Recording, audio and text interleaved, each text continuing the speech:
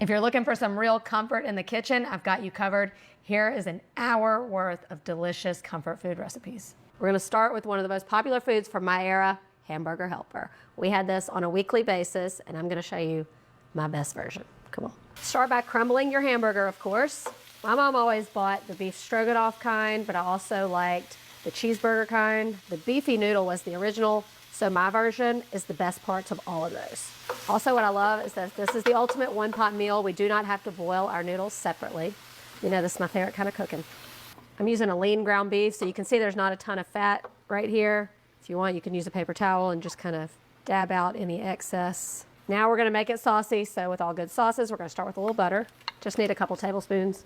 In with some onion. I'm gonna keep it really simple. You know, when you read the ingredients on some of these boxes where like the prepackaged stuff comes, it's a lot of stuff you can't pronounce. So far, you can pronounce beef, butter, onions, salt and pepper, and a little garlic powder. Doesn't have to be weird.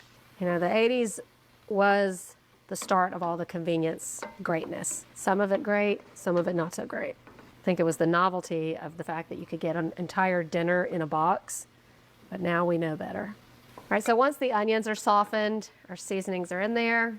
Gonna go in with a little flour. This is gonna give us that really creamy sauce that we love in a hamburger helper. You don't need much here because we're gonna add the pasta in, and that's also gonna thicken our sauce. Just let that cook out for about a minute or so, and then in with our beef broth. And then I'm gonna scrape up any like loose brown bits that have accumulated on the sides of the pan or the bottom. You know the drill. See how easy this is? When y'all taste it, I mean, you're gonna be tasting your childhood, but better. Gonna go in with a little bit of ketchup. You could also do tomato paste here, but just to kind of cut some of that richness, and a little bit of Worcestershire. This kind of heightens that meaty experience. Plus this kind of reminds me of the cheesy hamburger version. All right, so all the flavor is in there. I'm just gonna bring this to a simmer, and then in go the noodles. Now, there were different noodle varieties in all of the hamburger helpers. But when I think of my childhood, I think of these noodles, the egg noodle. Plus, when it comes to a one-pot meal, these cook perfectly in this situation. See, you can still pronounce every ingredient I've added. Start to finish, this meal can be on your table in 30 minutes or less. All right, it's come to a simmer, so in go our noodles. Oh, it smells so good. It's come back up to a simmer. I'm just gonna reduce the heat slightly and cover it. And now it only takes about 8 to 10 minutes to cook. You're gonna uncover it and stir it every now and then just to prevent any sticking, and until those noodles are done. By the time the noodles are done, they would have absorbed a lot of this liquid, and you'll see just how delicious this gets. Here's how we're looking after 8 minutes. I don't want the liquid to be fully absorbed because I like it saucy, but it is still gonna thicken. But you can tell the noodles are cooked. I'll test just to prove it.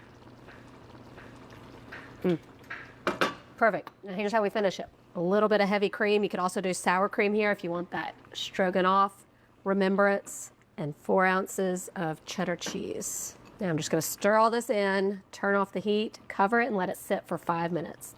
Look at that. Look how good that looks. Going back in time, here's what we got. And that sauce has gotten so creamy, better than what you get in a box, that's for sure. Now my mom, and you've heard me say my dad requires something green on the plate to consider it a full meal, so my mom always served it with broccoli. I did a trial run on my family with this the other night. They inhaled it. A taste of my childhood right here. This definitely has more flavor. It's heartier. You get more than what comes in a box. It's just as cheap, just as easy.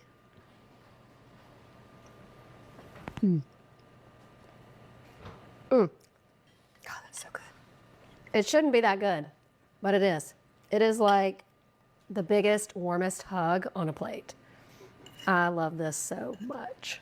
Weekend pizza nights called for French bread pizzas. When it comes to frozen pizzas, I prefer the French bread pizza over anything else. There's just something about that crunchy bottom and that gooey top. We're gonna recreate that and make it even better. The problem with the French bread pizzas from the freezer section is that they didn't feed a lot of people. It was kind of like a single serving or 2 servings. We're gonna get a lot more so you can feed your whole family from 1 loaf of French bread. Take your French bread, cut it in half. Now, the frozen version would just put the pizza toppings right on top and put it in the oven. I'm gonna create a flavorful base by turning the French bread into garlic bread because that's better than plain bread. I'm gonna start by melting my butter. I'm using Land O'Lakes salted butter here. Little trick when I go to melt my butter in the microwave, put it in your bowl, Cover it with the wrapper and microwave it that way. That way you don't get any splatters. To the melted butter, garlic, and then just a pinch of salt. It smells so good already. And then we're gonna brush this over our bread. When I think about French bread pizzas, this is what we had when we had babysitters come over. Just something easy.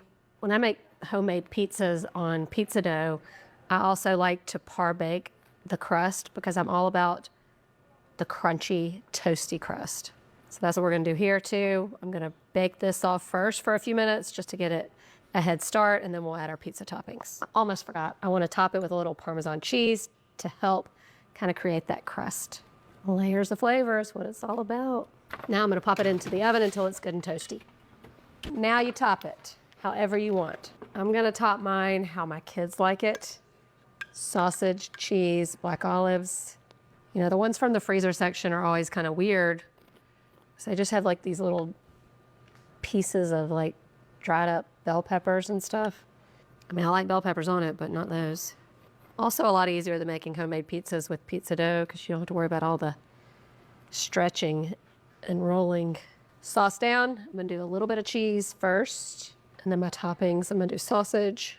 This is just Italian sausage that we've cooked off. And then I'm adding some pepperoni because when I picture the box of French bread pizza, it has the little pepperonis on there. And it's usually a thicker cut like this. You know exactly what I'm talking about. Also, being able to do it this way, we can get cheese underneath and on top because they just put the cheese down and then you get like that frozen piece and it's got all the toppings on there and they all fall off. You just have more control when you do these things at home. It's also a good way to stretch the pepperoni. It does go further when you quarter it. All right, then we like black olives in our family. So I'm gonna go in with some black olives. I sort of like some red onion on there also. Looking good, isn't it? And then finally a little more cheese because we're in control. Then back into the oven until it's all melty and gooey. Oh, they smell so good. Now that is a substantial dinner. Let me show you the best part. That's what you want. And this sound right here. That is the sound of magic. Do you remember how good these were? I'm gonna add just a bit of freshness. You could do fresh basil or parsley, and then a little sprinkle of crushed red pepper. If you haven't made a French bread pizza in a while, this is your sign. I mean, take me back. Love it.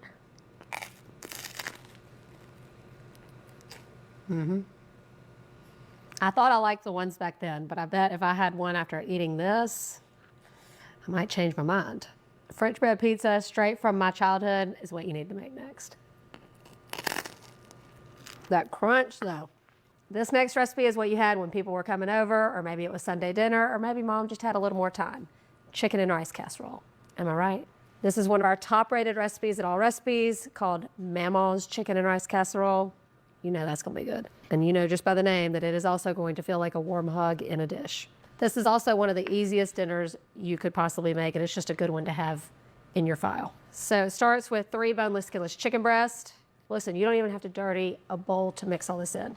It all gets mixed and cooked straight into the casserole dish. Along with the cream of stars. We've got cream of celery, cream of mushroom, and cream of chicken. There's a time and a place for cream of soups, and this is the time and the place. You know I'm a fan of making your own cream of, but in the name of nostalgia, we gotta use the can. Plus,